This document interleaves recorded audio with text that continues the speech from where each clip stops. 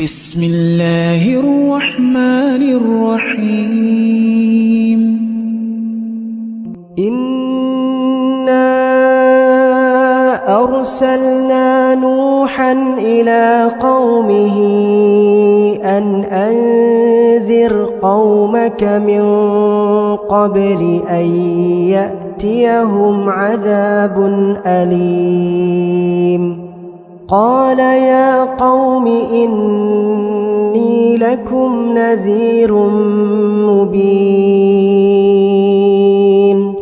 أن اعبدوا الله واتقوه وأطيعون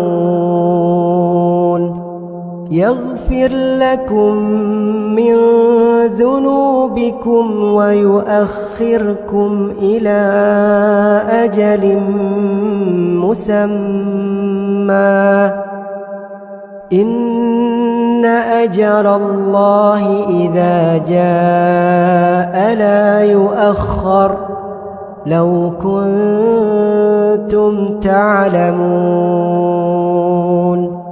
قال رب إني دعوت قومي ليلا ونهارا فلم يزدهم دعائي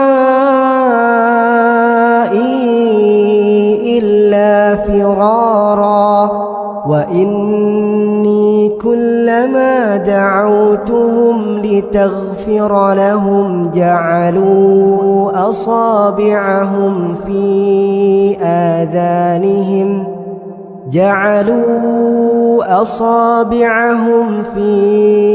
آذانهم واستغشوا ثيابهم وأصروا واستكبروا استكبارا.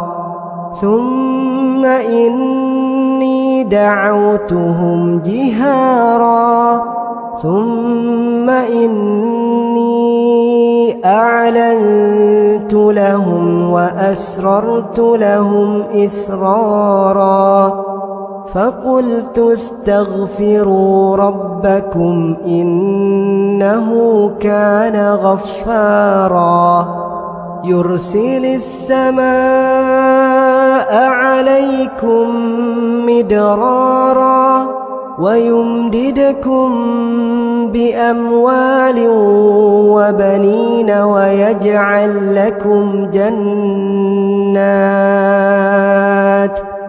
ويجعل لكم أنهارا. ما لكم لا ترجون لله وقارا وقد خلقكم أطوارا.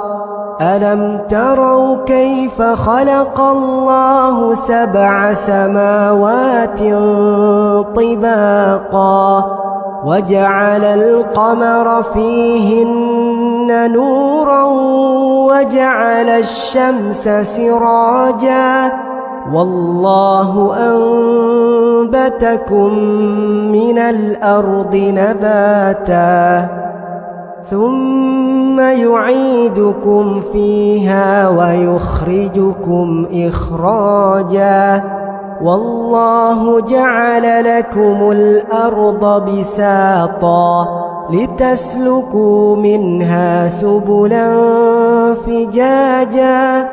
قال نوح رب إنهم عصوني واتبعوا من لم يزده ماله وولده إلا خسارا ومكروا مكرا كبارا وقالوا لا تذرن آلهتكم ولا تذرن ودا ولا سواعا ولا يغوث ويعوق ونسرا وقد أضلوا كثيرا ولا تزد الظالمين إلا ضلالا مما خطيئاتهم